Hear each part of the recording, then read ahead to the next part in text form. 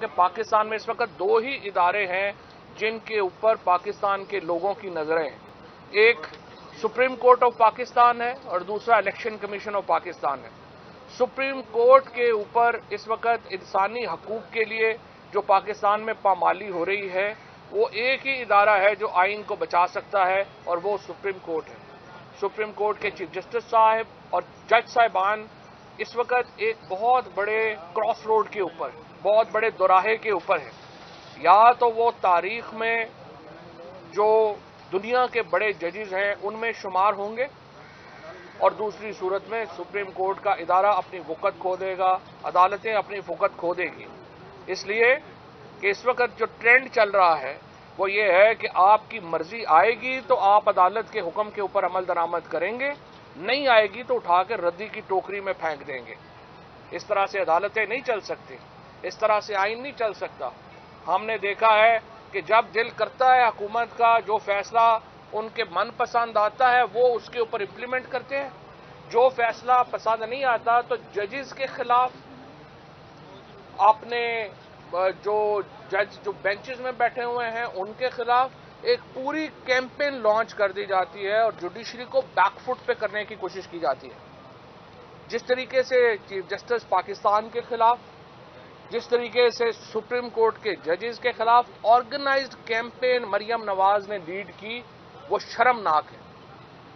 اور پھر یہ مریم نواز جب یہ کیمپین کو اپنے پیک پہ لے جا رہی تھیں، اسی وقت پاکستان کے اندر ایک بہت بڑا دھماکہ ہو گیا، اور وہ دھماکہ یہ تھا کہ توشہ خانہ کا ریکارڈ سامنے آ گیا۔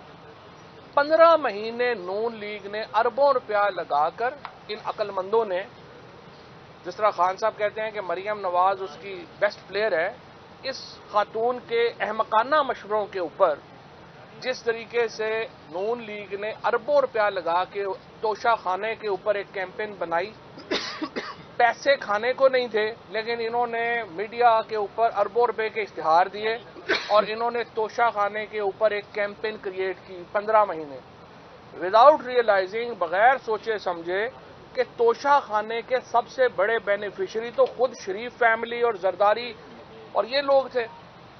اور میں لاہور ہائی کورٹ کے جج صاحب کا ایک ان کو سلوٹ بھی پیش کرتا ہوں، پاکستان کے عوام کی طرف سے شکریہ بھی ادا کرتا ہوں، اور اظہر صدیق صاحب نے، سلمان ابوذر نیازی نے اور ارشد شریف صاحب جو اس سارے جو توشہ خانہ کے پہلے صحافی جنہوں نے یہ ساری باتیں شروع کی، ارشد شریف نے، یہ وہ پاکستان کے ہیروز ہیں جنہوں نے پاکستان کو ایک ٹرانسپیرنسی کی طرف لے جانے کا ایک اور سنہرا قدم اٹھایا۔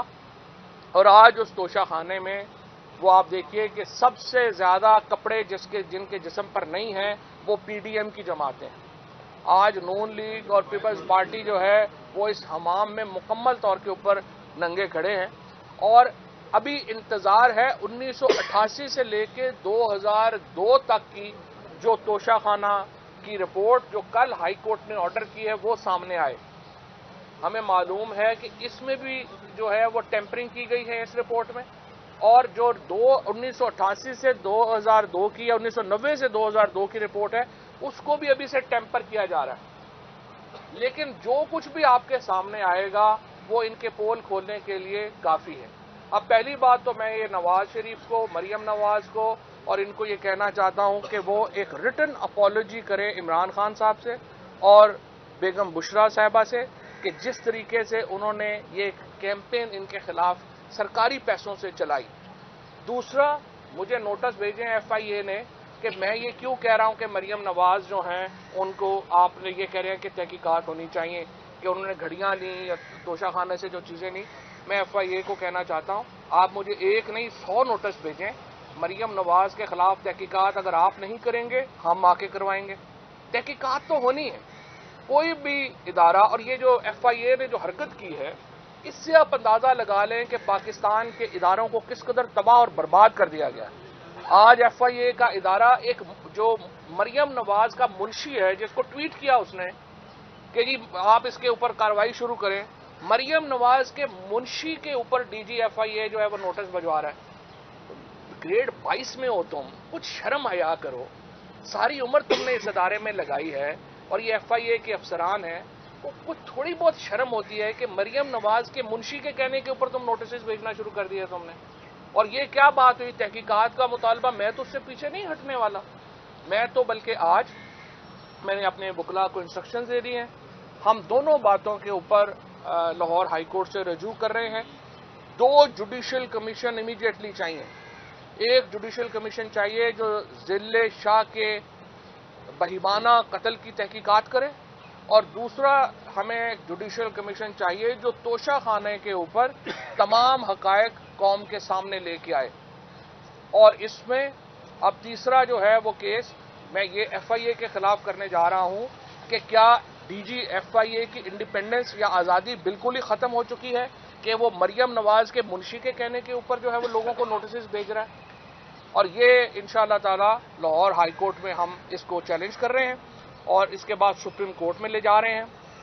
اس وقت عمران خان صاحب کا آج جو وارنٹ ہے وہ سسپینڈ ہو گیا ہے, یہاں پہ اسلام آباد کورٹ نے کر دیا ہے. عمران خان پہ اس وقت 83 کیس ہے. مجھے آپ بتائیں, جو لوگ بیٹھ کے وہاں پہ ٹی ویوں پہ رات کو شروع ہو جاتے ہیں عدالت میں جائیں, ہیومنلی کیسے پاسبل ہے 83 کیسز میں ہم اپیرنسز دیتے پھریں؟ اسی لیے ہم نے عدالت کو کہا جی آپ ویڈیو لنک فیسلٹی دے دیں, جیسے ہندوستان میں نرسمہا راؤ صاحب کو دی گئی تھی, سابق پرائم منسٹرز کو دی گئی تھی, جہاں 70 کیس آپ بناتے ہیں, آپ صبح جب اٹھتے ہیں آپ کو پتہ چلتا ہے 2 اور کیس آپ کے خلاف ہو گئے. اس وقت تو 7 کیس جو ہے وہ میرے پہ ہیں. تو ہم سپریم کورٹ کو ہم موو کر رہے ہیں کہ جناب ہمیں یہ بتائیے کہ کیا ہم ایک کالعدم جماعت ہیں یا ہمیں بھی اس ملک میں سیاست کرنے کا حق حاصل ہے. اور انشاءاللہ سپریم کورٹ اس کے اوپر ایک کمپریہنسو آرڈر پاس کرے, اور یہ جو جعلی مقدمے عمران خان کے اوپر PTI کی لیڈرشپ کے اوپر ہو رہے ہیں اس کو روکا جائے اور ایک ایکول اپرچونٹی پرووائڈ کی جائے. اور یہی مطالبہ ہمارا الیکشن کمیشن آف پاکستان سے ہے کہ آپ ایکول اپرچونٹی دیں ساری جماعتوں. Thank you. ایک ایک کر کے کر دیں.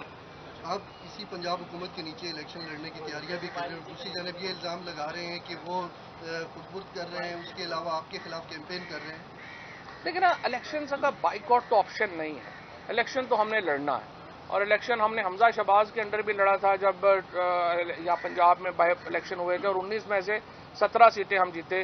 ابھی الیکشن ہوا ہے جامپور میں, کیا کیا دھاندلی نہیں کر لی انہوں نے, ہم پھر بھی الیکشن جیتے. ایک اتنی بڑی ویو ہے کہ سچی بات ہے کہ یہ حکومت کچھ بھی کر لے الیکشنوں میں کچھ نہیں کر سکتی. آپ نے الیکشن کمیشن کے بارے میں کہا کہ APM لنک کی B ٹیم ہے, تو آج آپ اس بیان سے دستبردار ہو. میں نے اپنے شروع میں ہی آپ کو پورا یہ بتایا کہ ایشو ٹو ایشو آپ کا موقف ہوتا ہے.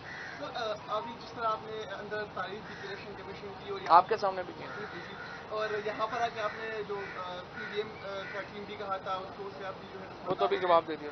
تو کیا ابھی جو FIA DG کو آپ نے کہا ہے کہ مریم کا منشی ہے, تو کیا اس سے بھی آپ بات میں بتاؤ؟ دیکھیں میں نے آپ سے ابھی 1 منٹ پہلے کہا, ہماری ذاتی لڑائی کون سی ہے الیکشن کمیشن کے یا DG FIA سے یا کسی سے؟ ہمارا ذاتی تو لڑائی نہیں ہے, میں تو جانتا بھی نہیں ہوں کون ہے.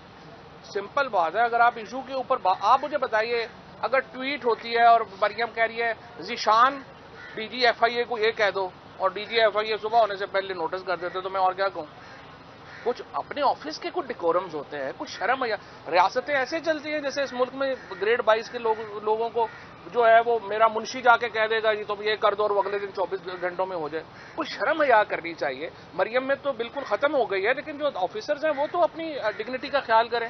کہ ٹویٹ ہو رہی ہے, منشی کہہ رہے ہیں اپنا, وہ کہہ رہی ہے اپنے منشی کو کہ یہ FIA کو کہہ دو اور صبح آپ کو نوٹسز آ جائیں. یہ بتائیں کہ آج آپ الیکشن کمیشن کے سامنے ہی کہہ رہے تھے, ایک تو آپ اس کی تعریف کر رہے تھے, پھر آپ نے ان کو کہا کہ مجھے پتا ہے کہاں سے آپ آرڈرز لے رہے ہیں, انسٹرکشن لے کے ہمارے خلاف مقدمہ. نہیں, وہ FIA کی بات. دوسرا سوال بھی ہے سر, دوسرا سوال یہ ہے کہ نون لیگ نے آپ کا جو انتخابی نشان ہے بلا وہ واپس لینے کے لیے اس طرح الیکشن کمیشن سے کی ہے کہ آپ نے اساسی اپنے ڈکلیئر نہیں کیے. ان دونوں پہلی بات تو یہ ہے کہ میرا خیال ہے نون لیگ تو بلے سے بہت ہی خوفزدہ ہو گئی ہے.